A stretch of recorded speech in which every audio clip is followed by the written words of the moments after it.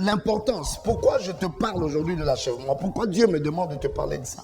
Dis avec moi, l'achèvement est la source des grands bénéfices. Encore plus fort, l'achèvement est la source des grands bénéfices. Écoute les bénéfices de l'achèvement. La gloire de Dieu habite dans les œuvres achevées. La gloire de Dieu n'habite pas dans les œuvres inachevées. Alléluia.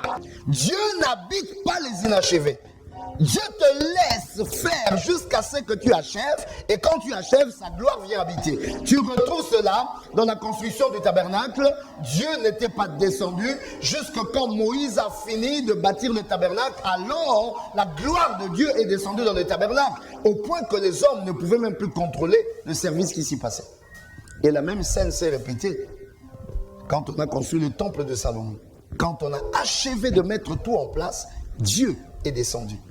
Il y a donc des dimensions de la gloire de Dieu que tu ne peux vivre que si tu achèves ce que tu as commencé. Quelqu'un avec moi? Quelqu'un avec moi? Dans ta vie, tu verras le fonctionnement de Dieu au maximum dans ce que tu as achevé. Il faut que tu achèves les choses. Achève ta conversion, achève ta consécration, achève ton ouvrage. Quand tu achèves, tu vois Dieu opérer au maximum. Tu ne peux pas expérimenter la grande puissance de Dieu si tu laisses les choses dans l'état d'inachevé. Il descend dans sa toute gloire. Je t'explique que ce que tu vis, c'est peut-être une action de Dieu au minimum. Peut-être même Dieu ne s'est même pas encore impliqué complètement parce qu'il t'a lancé dans le commencement.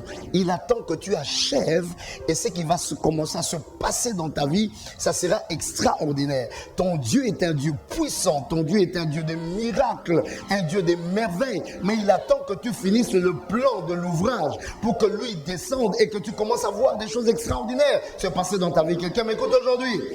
Quand donc tu t'arrêtes dans l'inachevé, en réalité tu bloques une action forte de Dieu.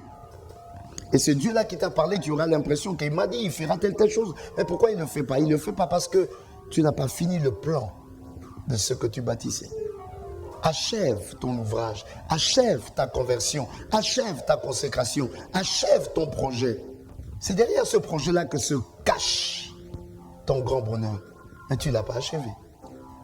Alors la force de Dieu ne vient pas opérer comme il te l'avait promis.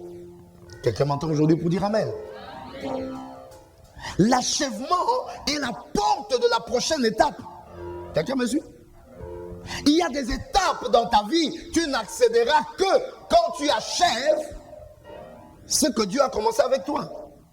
Il y a des choses donc de ta vie qui ne viennent pas. Tu vas dire, mais ça ne vient pas. Pourquoi Dieu m'avait promis cela? Mais Dieu ne fait pas venir ça parce que les premières ne sont pas achevées. Car ce sont les premières qui déclenchent les suivantes. Dis avec moi, ce sont les premières qui déclenchent les suivantes. Si tu n'as pas achevé les premières, comment attends-tu les suivantes? Dieu ne te prive pas de ça. C'est toi qui n'as pas compris la force de l'achèvement, le secret de l'achèvement. Alléluia. Entre donc dans l'achèvement. Parce que l'achèvement est la porte des prochaines étapes. Quand on s'occupe d'aujourd'hui, aujourd'hui s'occupe du lendemain. Puis avec moi, quand je m'occupe d'aujourd'hui, aujourd'hui s'occupera du lendemain. C'est là où la Bible dit à chaque jour suffit sa peine. Ça dit fais les choses d'aujourd'hui. Demain prendra soin de lui-même. Ok? C'est l'achèvement de ce que tu as à faire aujourd'hui qui facilite le lendemain.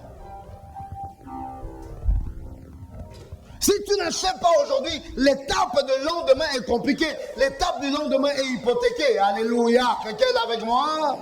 Quelqu'un